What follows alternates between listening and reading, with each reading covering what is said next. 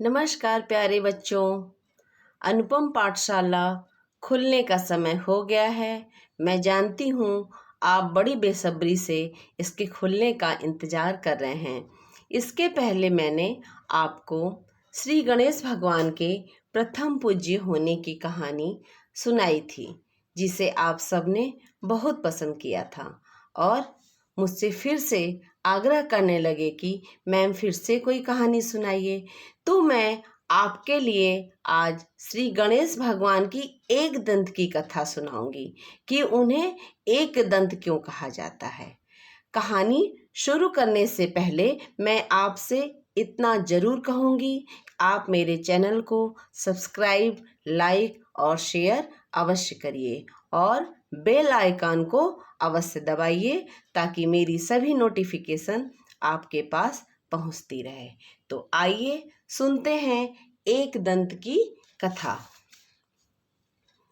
भगवान गणेश, जैसा कि आप जानते हैं, देवी पार्वती और भगवान शिव के यानी शंकर जी के पुत्र हैं। एक बार की बात है जब भगवान शिव और देवी पार्वती अपने शयन कक्ष यानी सोने का कमरा में विश्राम कर रहे थे। उस समय देवी पार्वती ने गणेश जी को आदेश दिया कि वह उनके कमरे के बाहर पहरा दें और किसी को भी अंदर न आने दें। माँ की आज्ञा गणेश जी के लिए आदेश थी। उन्होंने वैसा ही किया और कक्ष के बाहर पहरा देने लगे। उसी समय अचानक परशुराम जी वहां पहुंच गए। परशुराम भगवान शिव से मिलने के लिए बहुत ही उत्साहित और व्याकुल थे। दरअसल उस समय पृथ्वी पर राजा कार्तवीर्य का अत्याचार बहुत बढ़ गया था और परशुराम ने इसी कारण उसे मार दिया था। यह खबर भगवान शिव को यानी शंकर जी को देने के लिए ही वह कैलाश आप जानते हैं ना, कैलाश पर्वत जहाँ माता पार्वती और भोलेनाथ का निवास है, वहाँ पे परशुराम जी पहुँचे थे। भगवान शंकर के कक्ष की ओर परशुराम को तेजी से बढ़ता देख गणेश जी उनके रास्ते में आ गए और उन्हें रुकने को कहा, परंतु परशुराम जी बिल्कुल नहीं रुके और पूरे वेग से उनके कमरे की तरफ भागने लगे, क्योंकि उनको शीघ्र ही मिलने की उत्सुकता थी। इसलिए उन्होंने कहा कि मुझे भगवान शिव से ही मिलना है और मैं मिलके ही रहूंगा। परशुराम की इस बात को सुनकर गणेश जी बोले, मैं आपको अंदर जाने नहीं दे सकता। माँ ने किसी को भी अंदर न आने का आदेश दिया है। गणेश जी की यह बात सुनकर परशुराम गुस्से से लाल हो गए। उन्होंने कहा, तुम मुझे भगवान शिव से मिलने से नहीं रोक सकते। तुम नहीं जानते मैं कौन हूँ। इस पर गणेश जी ने कहा, आप कोई भी हो, उससे मुझे कोई फर्क नहीं पड़ता। मेरे लिए माँ का आदेश सबसे जरूरी है। मैं आपको किसी भी सूरत में अंदर नहीं जाने दे सकता।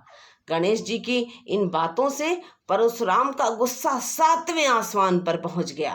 वह बोले, अगर तुम मुझे अंदर नहीं जाने दोगे तो मैं तुम्हें हटाकर जबरन अंदर जाऊंगा। और इतना कहकर परशुराम आगे बढ़ते हैं, लेकिन गणेश जी परशुराम जी को अंदर जाने से रोकने के लिए धक्का देते हैं और इन दोनों में युद्ध शुरू हो जाता है। किसमें? परशुराम जी में और गणेश जी में। अब खुद का अपमान होता देख परशुराम जी का क्रोध बढ़ता ही जा रहा है। उन्हें लगा कि एक नन्हा सा बालक और मुझसे युद्ध कर रहा है और मेरी अवहेलना कर रहा है, मुझे अंदर नहीं जाने दे रहा है। उन्होंने गणेश जी को सबक सिखाने के लिए कई अस्त्र शस्त्र का इस्तेमाल किया, लेकिन उनका गणेश जी पर कोई असर नहीं होता है।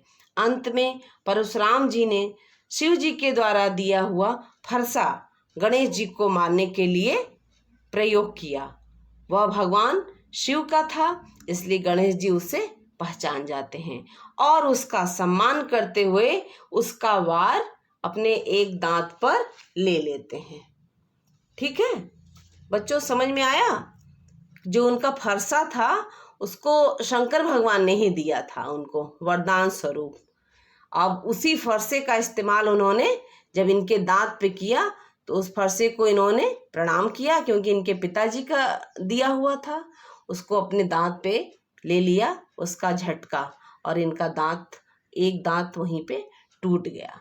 अब दांत टूटने से बालक गणेश दर्द से कराहने लगते हैं। उनका रोना सुनकर माता पार्वती तुरंत वहां पहुंचती हैं और अपने बालक की ऐसी अवस्था देखकर बहुत ही क्रोधित होती हैं। माता पार्वती का विकराल रौद्र रूप देखकर परशुराम उनके चरणों में गिर जाते हैं और माफी मांगने लगते हैं। तभी से बालक गणेश का नाम एकदंत पड़ गया। तो बच्चों, आपने देखा, ऐसे थे हमारे बालक श्री गणेश, अपने माता पिता से अथाह प्रेम करने वाले और अत्यंत आज्ञाकारी बालक। माता के आदेश का पालन करना ही उनका सर्वोपरि धर्म था। आप सभी को इसी प्रकार आज्ञाकारी बालक बनना चाहिए। तो बच्चों, मिलते हैं अब अगले वीडियो में एक नई कहानी के साथ। तब तक के लिए धन्यवाद। नमस्कार।